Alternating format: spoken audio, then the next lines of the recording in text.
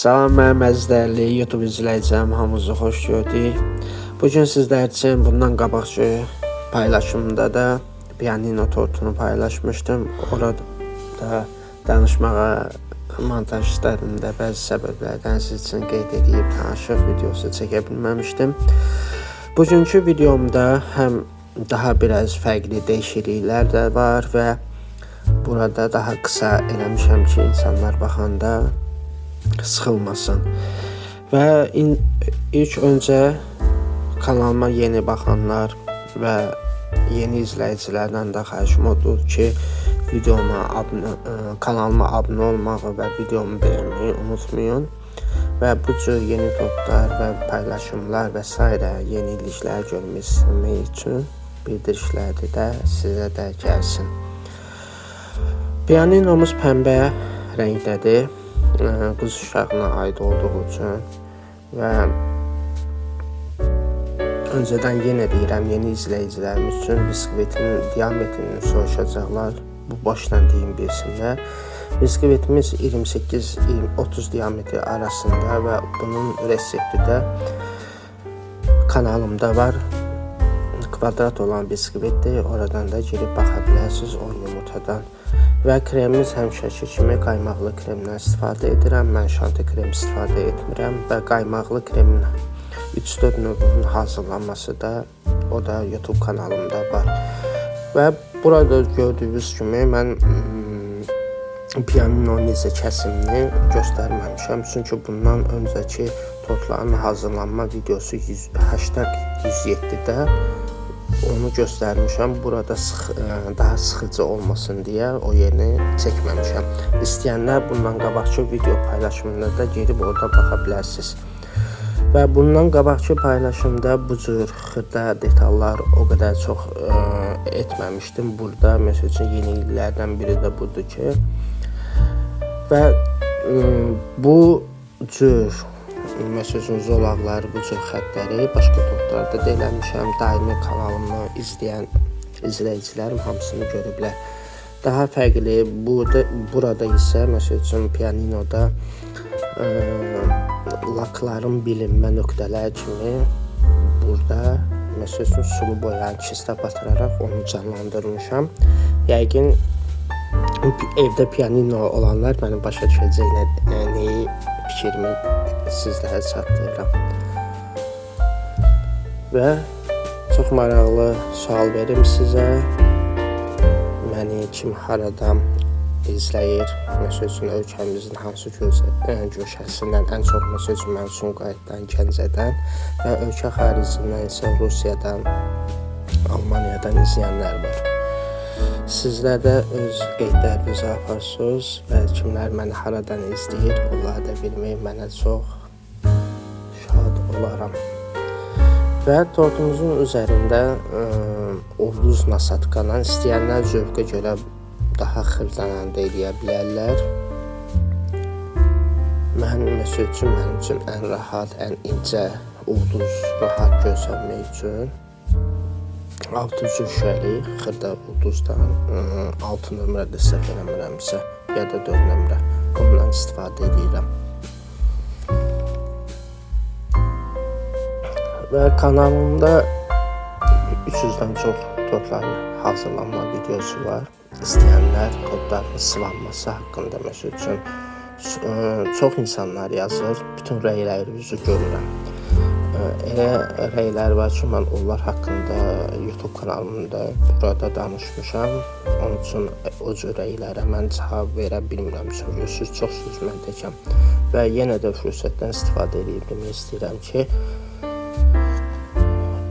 yeni məsəl üçün torta başlayanlar, evdar xanımlar istəyənlər kanalımda çox videolar var. İstəsiniz zamanla, gündə məsəl üçün bir ikisinə baxmaqla hamısına baxsaz çox şeylər sizə faydalı olar. Və burada da kuklanın bəzəyini sizlərə göstərəm. Bundan qabaqçı videomda da kuklanın yığımını, alt düzəlməyini də, sidenisinin düzəlməyini də, oturacağın düzəlməsini sizlərə göstərmişəm. İstəyənlər girib orada baxa bilər.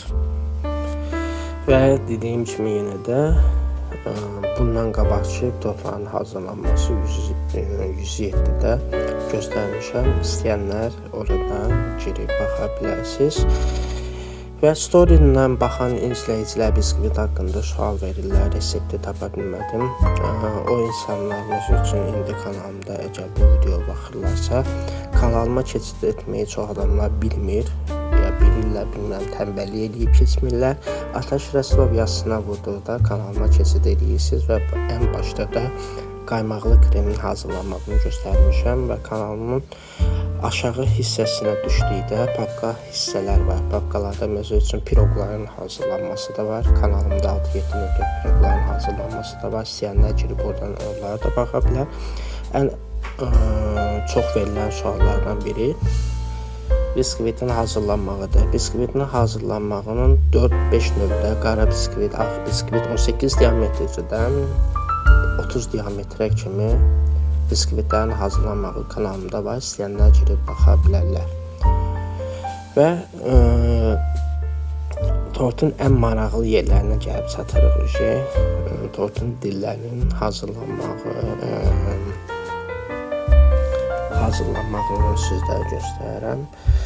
Bu qara jile ilə də daha rahat eləyə bilərsiniz. Mən indi əlimdə şokoladlı sos qalmışdı deyə ondan hələ xəttlərini çəkdim. Ən asad variantı məsəl üçün qara şokoladlı jile ilə eləyə bilərsiniz.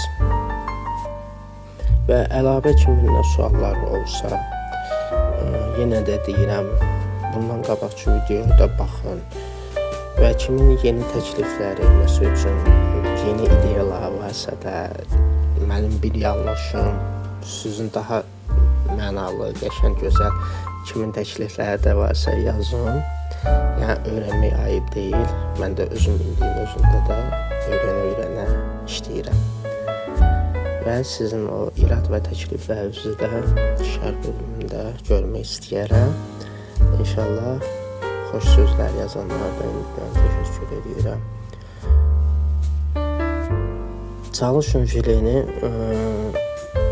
buzu işləmədən qabaq mən videonun bir çox bundan qabaqki videolarda da göstərmişəm. İstər qaymaq olsun, istər jile olsun.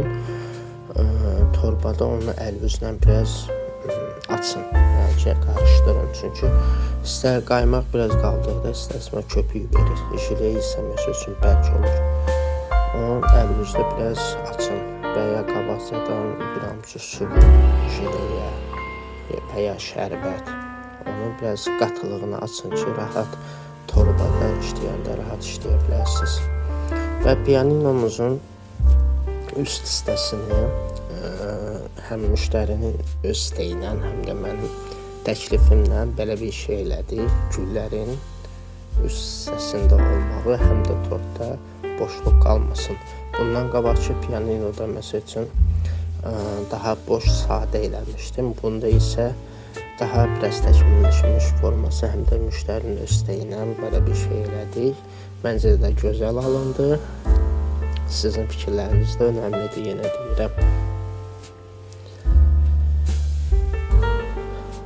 Və dostlar, yenə də xatırlatmaq istəyirəm. Videomu bəyənib abunə olmağı unutmayın. Sizin hər bir dəstəyiniz mənə və kanalıma önəmlidir və sizin fikirləriniz də, videonu bəyənməyiniz də mənə daha motivasiya verir. Videoya baxdığınıza görə təşəkkür edirəm. Allah əmanında.